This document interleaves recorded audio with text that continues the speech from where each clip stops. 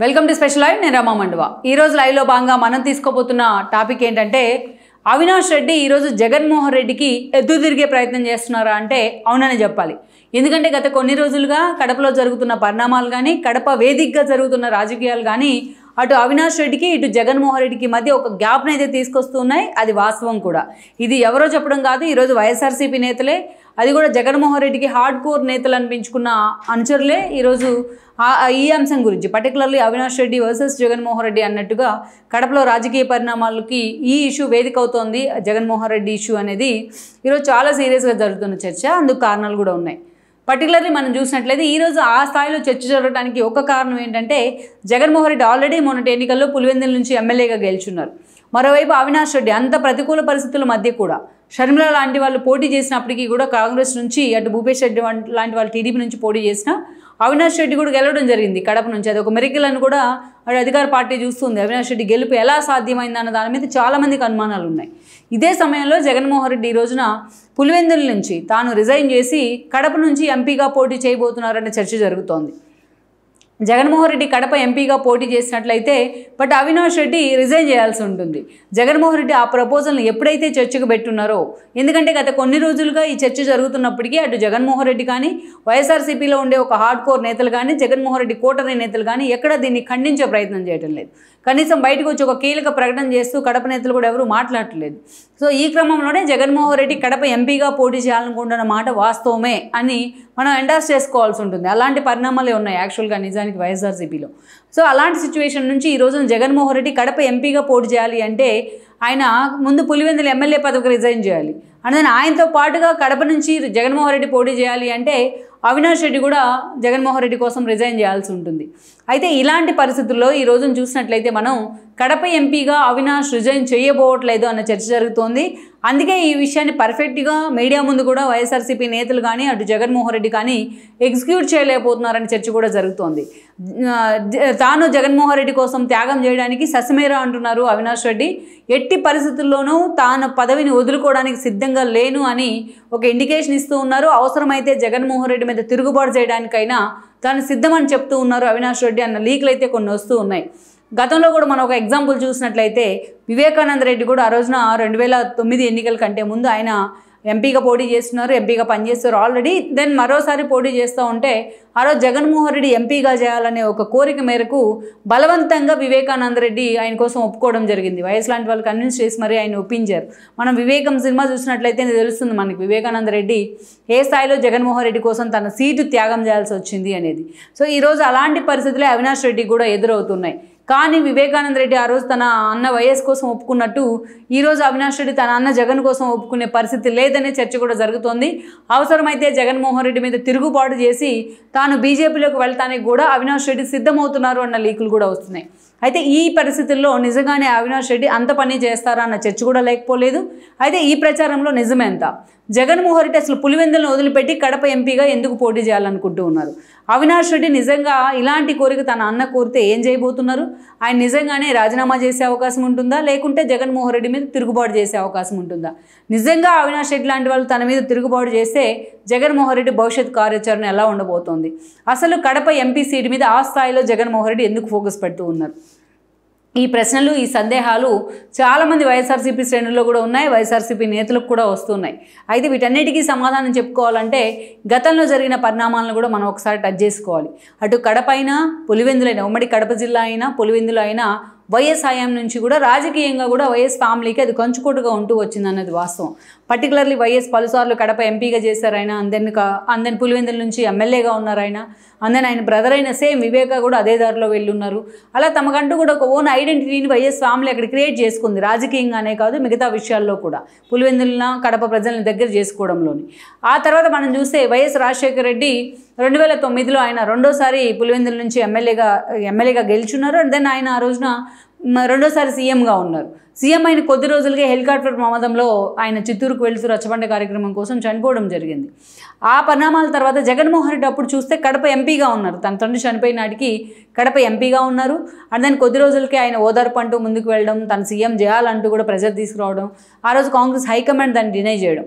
ఫలితంగా జగన్మోహన్ రెడ్డి కాంగ్రెస్ని ఎదిరించాను అన్న పేరుతో బయటకు వచ్చి వైఎస్ఆర్సీపీ పేరుతో తన తండ్రి పేరు కలిసి వచ్చేలో కూడా పార్టీని ఎస్టాబ్లిష్ చేశారు.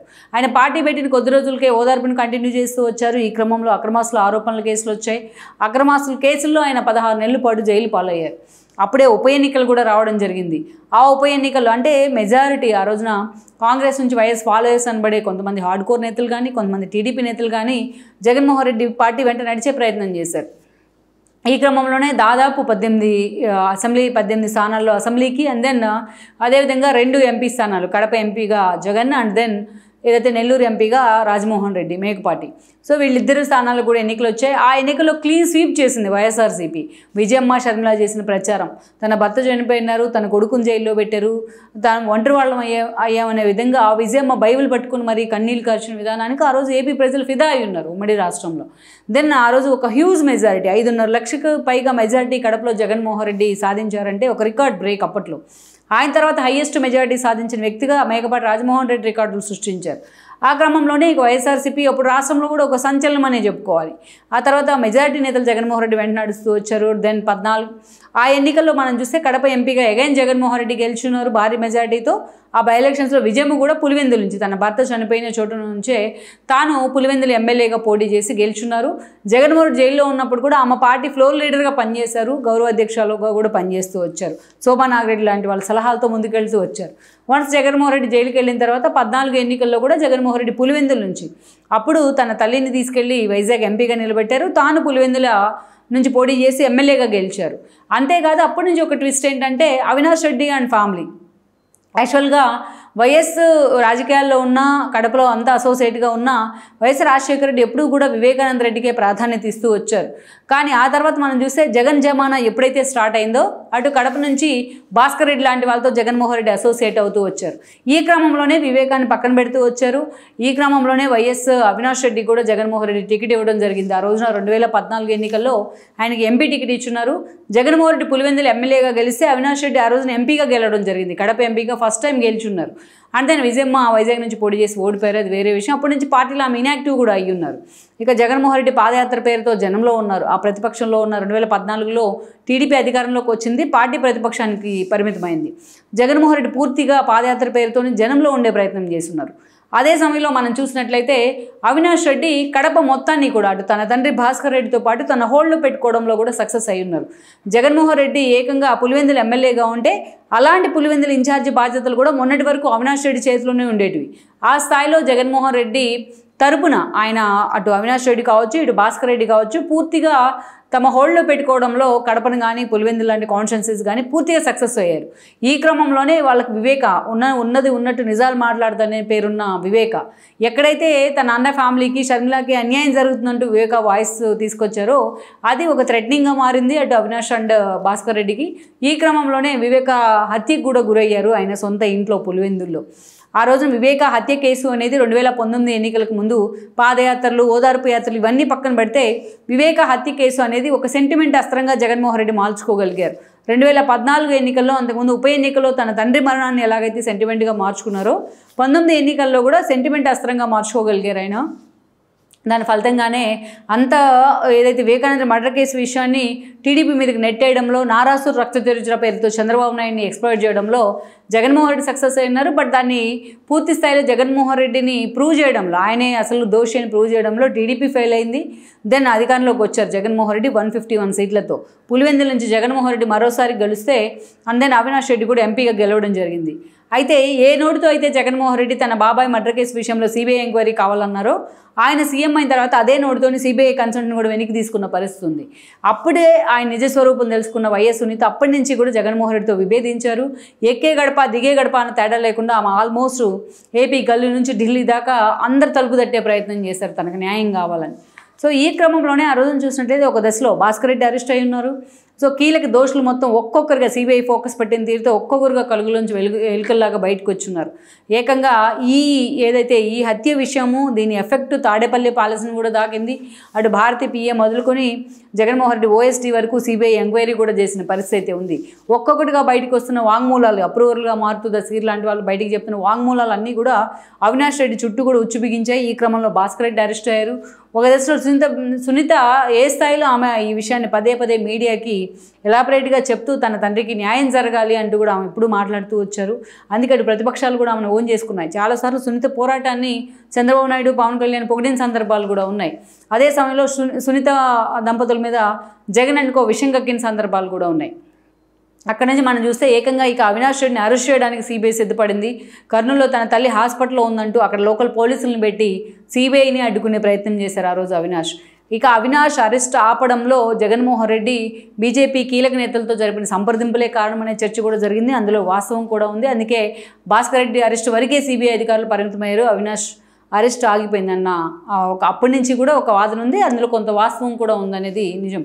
ఇక ఆ తర్వాత మనం చూసినట్లయితే మొన్నటి ఎన్నికలు, ఇక అప్పుడు అవినాష్ ఎప్పుడైతే అరెస్ట్ అవుతారని ప్రచారం జరిగిందో, వివేకానంద రెడ్డి మర్డర్ కేసు అంశం ఎప్పుడైతే ఎన్నికల్లో కీలకంగా మారబోతోందో కడపలో అని జగన్మోహన్ రెడ్డి గ్రహించారో ఒక దశలో అవినాష్ని పక్కన పెడదాం అనుకున్నారు. అయినా జగన్మోహన్ రెడ్డికి ఆ పరిస్థితి లేదు. ఎందుకంటే అవినాష్ అరెస్ట్ అంటే ఏకంగా పోలీసులను పెట్టే అవినాష్ వాళ్ళని ఆపించుకోగలుగున్నారు, తన అరెస్ట్ను ఆపించుకోగలిగారు. తనకి జగన్మోహన్ రెడ్డి టికెట్ ఇవ్వరు, పులివెందులు లాంటి చోట కూడా అభిషేక్ లాంటి వాళ్ళని ఇన్ఛార్జ్గా పెట్టారని ప్రచారం జరిగినా ఏకంగా తను కొట్లాడి మరీ టికెట్ తెచ్చుకున్నారు. తనకు టికెట్ ఇవ్వకపోతే ఏం జరుగుతుందో చూసుకోండి అంటూ కూడా అవినాష్ రెడ్డి సవాల్ విసిరిన సందర్భాలు ఉన్నాయి. ఆఫ్ ద రికార్డు ఈ చర్చ అయితే ఎప్పుడు కూడా జరుగుతూ ఉంటుంది పులివెందుల్లో. అలా ఒక దశలో జగన్మోహన్ రెడ్డి అవినాష్కి భయపడే ఆయనకు టికెట్ ఇచ్చారన్న ప్రచారం కూడా ఉంది. తీరా ఎన్నికలు అయిపోయినాయి. జగన్మోహన్ రెడ్డి పులివెందుల నుంచి గెలిచారు, అవినాష్ కడప ఎంపీగా గెలిచారు. షర్మిల ఒకవైపు కాంగ్రెస్ నుంచి పీసీసీ చీఫ్ హోదాలో కడప నుంచి పోటీ చేశారు ఆవిడ. యాక్చువల్గా సునీత తాను పోటీ చేస్తానని ముందుకు వచ్చిన షర్మిల ఫైనల్గా తానే బరిలో దిగున్నారు. షర్మిల చేసిన ప్రచారం ఆమెకు ఎంత ఉపయోగపడింది అనేది మనం పక్కన పెడితే అటు కూటమికి మాత్రం చాలా ఎడ్జ్ అయింది. కడపలో మెజారిటీ సీట్లు కూడా కూటమి ఖాతాలో పడ్డాయి ఈ రోజున. బట్ షర్మిల ఓడిపోవడం అనేది ఒక మైనస్ అనుకోవాలి ఆ పార్టీకి కానీ ఆవిడకి కానీ, కాంగ్రెస్కి కానీ ఆవిడకి కానీ. అంతే. బట్ అవినాష్ అంత వ్యతిరేకతలో కూడా గెలవడం మాత్రం అదొక ఆశ్చర్యకరమైన అంశమే. అందుకు కూడా ఈ గెలుపు గురించి ఈరోజు కూటమి సభ్యులు స్టడీ చేస్తున్న పరిస్థితి అయితే ఉంది. ఇదే సమయంలో మనం చూసినట్లయితే ఈరోజు ఇక జగన్మోహన్ రెడ్డి కేవలం 11 సీట్లకే పరిమితమయ్యారు. ప్రతిపక్ష హోదా కూడా తనకు దక్కలేదు. ప్రతిపక్ష హోదా రావాలంటే ప్రస్తుతం ఏపీలో ఉన్న 175 సీట్స్కి 18 సీట్లైనా మినిమం ప్రతిపక్షానికి రావాల్సి ఉంటుంది. ఈరోజు జగన్మోహన్ రెడ్డి 11 సీట్లకే పరిమితం అయ్యారు. ముందుగానే తనకు ప్రతిపక్ష హోదా జనమే ఇవ్వకపోతే, బట్ తనకి అసెంబ్లీకి వచ్చినా ప్రతిపక్ష హోదా ఇవ్వరు అన్నట్టుగా ఆయన లేఖలు రాస్తున్నారు, స్పీకర్కి మాట్లాడుతూ ఉన్నారు. చాలా అగ్రెసివ్గా ఓవర్ యాక్షన్ మోడ్లో వెళ్తూ ఉన్నారు. ఒకవేళ అసెంబ్లీకి వెళ్ళినా జగన్మోహన్ రెడ్డికి ఆ స్థాయిలో గౌరవం కానీ ప్రయారిటీ కానీ దక్కుతుందని ఆయన అనుకోవట్లేదు. ఇక ఇలాంటి క్రమంలోనే ఈ రోజున జగన్మోహన్ రెడ్డి ఎంపీ సీట్ మీద ఫోకస్ పెట్టారు. ఎంపీ సీట్ మీద ఫోకస్ పెట్టి ఆయన ఒకటే ఇక్కడ జరుగుతోంది. అందుకు కారణం ఏంటంటే ఒకవైపు కేసులు తను చుట్టుముడుతూ ఉన్నాయి, మరోవైపు తనకు ప్రతిపక్ష హోదా కూడా లేదు. ఒకవేళ ఇచ్చి తను అసెంబ్లీకి వచ్చినా ఆ స్థాయిలో టీడీపీ కానీ జనసేన కూటమి తను వదిలిపెట్టే ప్రసక్తే లేదు. అసెంబ్లీని ఒక ర్యాగింగ్కి కేంద్రంగా మార్చేశారు, ఒక క్లాస్ రూమ్లాగా మార్చారు జగన్మోహన్ రెడ్డి 5 ఏళ్ల పాటు. అదే స్థాయిలో ఈ రోజున కొత్తగా ఎన్నికైన ఎమ్మెల్యేలు కూడా వాళ్ళని అదే స్థాయిలో జగన్మోహన్ రెడ్డి ర్యాగింగ్ చేసే అవకాశం ఉంటుంది. సో దీన్ని అంత ఈజీగా ఆయన డైజెస్ట్ చేసుకోలేరు. అందుకనే వీటి నుంచి తప్పించుకోవాలి. ఎట్ ద సేమ్ టైం నిన్నటిదాకా తన ఫోల్డ్లో ఉంటూ తను ప్యాంపర్ చేస్తూ వచ్చిన బీజేపీ ఈరోజు కూటమిలో ఒక భాగస్వామిగా ఉంది. అందుకనే మోడీ అండ్ అమిత్ షా ఇద్దరు జగన్ వైపు చూసే పరిస్థితి కూడా లేదు. ఇలాంటి సిచ్యువేషన్లో తాను ఎంపీ అయినట్లు ఇక మిగతా తనకి అటు రాజ్యసభలో చూస్తే మెజారిటీ ఎమ్మెల్యేలు, ఇటు లోక్సభలో చూస్తే రాజ్యసభలో మెజారిటీ ఎంపీలు, అండ్ దెన్ ఇటు లోక్సభలో చూస్తే మెజారిటీ అటు 4 ఎంపీలు ఉన్నారు మొన్న గెలిచిన వాళ్ళు. వీళ్ళంతా కూడా తన హోల్డ్లోంచి జారిపోయే అవకాశాలు కూడా ఎక్కువగా ఉన్నాయి. ఇలాంటి సిచ్యువేషన్ ఎందుకంటే అంతకుముందు వేమిరెడ్డి లాంటి వాళ్ళు, విజయసాయిరెడ్డి లాంటి వాళ్ళు, వైవి సుబ్బారెడ్డి లాంటి వాళ్ళు హోల్డ్ చేస్తూ వచ్చారు. కానీ ఈరోజు ఆ పరిస్థితులు లేరు. వాళ్ళు కూడా తమ కెరీర్ ఏంటా అని ఒక అయోమయంలో ఉన్నారు, వాళ్ళు రాజకీయ భవిష్యత్తు ఏంటా అని. అలాంటి పరిస్థితుల్లో తాను పార్లమెంట్ని అటు లోక్సభ రాజ్యసభల విషయంలో కొంచెం కన్సర్న్ చూపించినట్లయితే తన పార్టీని అదేవిధంగా మిగతా పార్టీ బీజేపీతో అటు కాంగ్రెస్తో లైజనింగ్ కూడా సాధ్యమవుతుంది. తన కేసుల విషయంలో కొంతమేరకు వాళ్ళతో చర్చలు జరుపుకోవచ్చు అన్న ఒక సానుకూల వాతావరణంలో జగన్ ఆలోచన చేస్తున్నారన్న లీక్లు అయితే బయటకు వస్తూ ఉన్నాయి.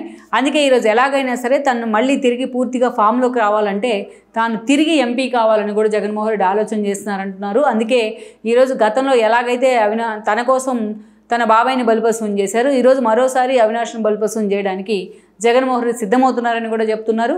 దీన్ని ఎక్కడ వైఎస్ఆర్సీపీ శ్రేణులు ఖండించకపోవడం, వైఎస్ఆర్సీపీ నేతలు ఖండించకపోవడం ఇది నిజమే అన్న ప్రచారానికి కూడా ఊతమిస్తున్నట్లు అవుతోంది. అయితే ఇక్కడే అవినాష్ రెడ్డి మాత్రం జగన్మోహన్ రెడ్డి చాలా సీరియస్గా ఎదురు తిరుగుతూ ఉన్నారు.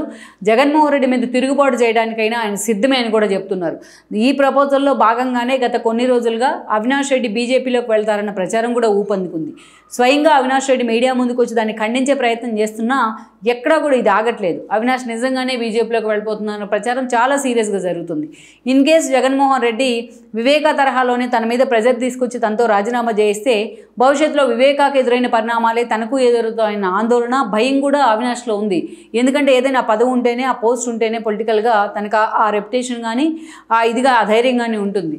అందుకే ఈరోజు ఎట్టి పరిస్థితుల్లో అవినాష్ రెడ్డి ససమేరా అంటున్నారు అన్న చర్చ కూడా ఉంది. కడపలో అన్ని సీట్లు వైఎస్ఆర్సీపీ కోల్పోయినా కడప ఎంపీగా తాను గెలవడం అంటే మొన్నటి పరిస్థితుల్లో, ప్రతికూల పరిస్థితుల్లో షర్మిల లాంటి వాళ్ళు పోటీకి ఉన్నా కూడా అది మామూలు విషయం అయితే కాదు. అందుకే అవినాష్ ఎట్టి పరిస్థితుల్లో కూడా ఎప్పుడైతే తన పదవిని వదిలిపెడతాడో వివేకా కేసు ఏదైతే పూర్తిగా పుల్ చేసినా కూడా అది తన మెడకి ఈజీగా చుట్టుకునే అవకాశం ఉంటుంది. అటు పార్టీ కూడా అధికారంలో లేదు, ఇటు బీజేపీ ఫోల్డ్లో కూడా వైఎస్ఆర్సీపీ లేదు. ఇలాంటి సిచ్యువేషన్లో అవినాష్ రెడ్డి జగన్మోహన్ రెడ్డికే ఎదురు తిరిగేందుకు సిద్ధమవుతున్నారని కూడా అంటున్నారు. ఇన్ కేస్ ఆ ప్రపోజల్ని సీరియస్గా జగన్ తెచ్చినట్లయితే తన కోసం రాజీనామా చేయాలనే ప్రపోజల్ను. మరి ఈ విషయంలో ఆల్రెడీ అవినాష్ ప్రూవ్డ్ కూడా ఈ విషయంలో. గతంలో తన మీద కేసులు ముప్పిరిగా ఉన్నప్పుడు కర్నూలు అరెస్ట్ చేయడానికి వస్తే ఏకంగా పోలీసులతోనే థ్రెటన్ చేయించుకున్నారు. తన అరెస్ట్ అయితే పార్టీ భవిష్యత్తు ఏందో చూసుకోమంటూ కూడా జగన్మోహన్ రెడ్డికి సవాల్ వేశారు. అవసరమైతే అవినాష్ గతంలో సునీత కూడా కొన్ని రివీల్ చేశారు. తనతో జగన్మోహన్ రెడ్డి మాట్లాడే క్రమంలో కేసులు విరమించుకోమన్నారు, ఇంకో కేసు నువ్వు పెడితే అవినాష్ రెడ్డి బీజేపీలోకి వెళ్తారంటూ కూడా మాట్లాడారు అనేసి. సో దాన్ని నిజం చేసే విధంగా అవినాష్ రెడ్డి వెళ్ళే అవకాశం ఉంటుంది. ఏకంగా తన అన్న మీద తిరుగుబాటుకైతే ఆయన సిద్ధమవుతున్నారన్న ప్రచారం ఉంది ఈ ప్రపోజల్ వచ్చినట్లయితే. అందుకే ఇప్పుడున్న జగన్మోహన్ రెడ్డికి తన భవిష్యత్తు ఎంత ముఖ్యమో, తన పార్టీ భవిష్యత్తు ఎంత ముఖ్యమో, అవినాష్ రెడ్డికి కూడా వివేకా కేసు నుంచి ఎగ్జామ్షన్ అంతే ముఖ్యం. తన ఢిల్లీ స్థాయిలో ఆయన పలువురు నేతలతో ర్యాపో కూడా అంతే ముఖ్యం. అందుకే అవినాష్ రెడ్డి అంత ఈజీగా ఈరోజు తన పదవిని అయితే వదిలిపెట్టే ప్రసక్తి లేదు. దట్టు దానికోసం భారతీ లాంటి వాళ్ళతో ఉన్న బంధుత్వం కానీ, వాళ్ళ ఫ్యామిలీ అండదండలు కానీ ఆయనకు పూర్తిగా పుష్కలంగా ఉన్నాయనే చర్చ ఉంది. లెట్స్ సీ మరి నిజంగా జగన్మోహన్ రెడ్డి ఈ నిర్ణయం తీసుకున్నట్లయితే మరి అవినాష్ రెడ్డి నిజంగా తిరుగుబాటుకు సిద్ధమవుతారా? వాళ్ళిద్దరి మధ్య పరిణామాలు, రాజకీయ పరిణామాలు కడపలో వైఎస్ఆర్సీపీని, అదేవిధంగా పులివెందుల్లో ఆ పార్టీ భవిష్యత్తును ఎటువైపు తీసుకెళ్తాయన్నది మనం చూడాల్సి ఉంది. ఈ వీడియో మీకు నచ్చినట్లయితే please share, like and subscribe R24 Telugu.